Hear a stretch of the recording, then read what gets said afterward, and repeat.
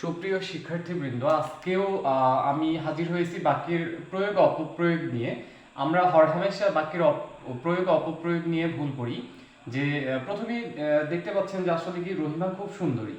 তো এই প্রশ্নটা সচরাচর বিভিন্ন পরীক্ষা আসে। এখানে দেখতে পাচ্ছেন যে রহিমা একটি স্ত্রীবাচক শব্দ, আর এরপরে সুন্দরী শব্দটা ব্যবহার করার প্রয়োজন নেই। তাহলে রহিমা খুব সুন্দর হবে, রহিমা খুব সুন্দরী হবে না, রহিমা খুব সুন্দর। এবার আসি সকল ছাত্ররা উপস্থিত। আমরা জানি যে আসলে কি যে দুইটা বহুবচন পাশাপাশি বসলে পরে এটাকে বাহুল্য দোষে দুষ্ট বলা হয়। তাহলে এটি একটি বাহুল্য দোষে অন্তর্ভুক্ত। সকল ছাত্ররা হবে না, ছাত্ররা উপস্থিত, কিংবা আমরা বলতে পারি সকল ছাত্র উপস্থিত। ছাত্ররা উপস্থিত কিংবা বলতে পারি সকল ছাত্র উপস্থিত।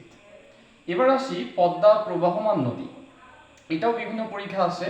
পদ্মা প্রবাহমান নদী না, পদ্মা প্রবাহ মানে বয়ে চলা। এই প্রবাহ মানে হচ্ছে বয়ে চলা, এর সঙ্গে মান যুক্ত করার কোনো প্রয়োজন নেই। আমরা বলতে পারি পদ্মা একটি প্রবাহিত নদী। এবার আসি আয়ত্ত মানে হচ্ছে অধীন। আয়ত্ত মানে হচ্ছে অধীন। তো এখানে আয়ত্তের সঙ্গে অধীন শব্দটা ব্যবহার করার কোনোই প্রয়োজন নেই। আমরা আয়ত্তে শব্দটা ব্যবহার করলেই সম্পূর্ণটা হয়ে যাবে। তার মানে কি আমরা বলবো আয়ত্ত, এখানে অধীন শব্দটা যুক্ত করার কোনো প্রয়োজন নেই, আয়ত্তাধীন আমরা বলবো না। এবার আসি ফরাসিও। আমরা জানি ফরাসি বললে পরে ফরাসি দেশীয় মানে ফ্রান্স দেশীয়, এর সঙ্গে ইও প্রত্যয় যোগ করার কোনো প্রয়োজন নেই, তাহলে ফরাসি বললে যথেষ্ট হয়ে যাবে। এবার আসি আমরা কিন্তু হরহামেশা জন্মবার্ষিকী কথাটা ব্যবহার করি। তো বিভিন্ন ধরনের জন্মবার্ষিকী পালন করার সময় আমরা কিন্তু বার্ষিকী জন্মবার্ষিকী কথাটা লিখে ফেলি, কিন্তু এখানে জন্মবার্ষিক লিখলেই যথেষ্ট হয়ে যায়, এর সঙ্গে দীর্ঘই প্রত্যয় যোগ করার কোনো প্রয়োজন নেই। এই জন্য আমরা বলবো জন্মবার্ষিক। এবার আসি কার্যকরী। কার্যকর শব্দটা যথেষ্ট, এর সঙ্গে দীর্ঘই প্রত্যয় যোগ করার কোনো প্রয়োজন নেই, কার্যকর আমরা ব্যবহার করব। এবার আসি বিভিন্ন পরীক্ষা আছে যে আমরা কিন্তু যখন কেউ মারা যায় তখন কিন্তু আমরা বলি তার বিদেহী আত্মার মাগফিরাত কামনা করি। আমরা কখনই এটা বলবো না, বিদেহী না বলে আমরা বিদেহ বলবো। বিদেহ মানে হচ্ছে দেহ শূন্য, আর এখানে দীর্ঘই প্রত্যয় যোগ করার কোনো প্রয়োজন নেই, তাহলে আমরা বলবো বিদেহ। বিদেহ মানে হচ্ছে দেহ শূন্য। এবার আসি ভাষাভাষী। ভাষা শব্দটা ব্যবহার করলেই যথেষ্ট হয়ে যায়। এর সঙ্গে ভাষী শব্দটা প্রয়োগ করা মানে অনেকটা বাহুল্য দোষের দুষ্ট বলা যেতে পারে, এই জন্য আমরা ভাষা শব্দটা ব্যবহার করব।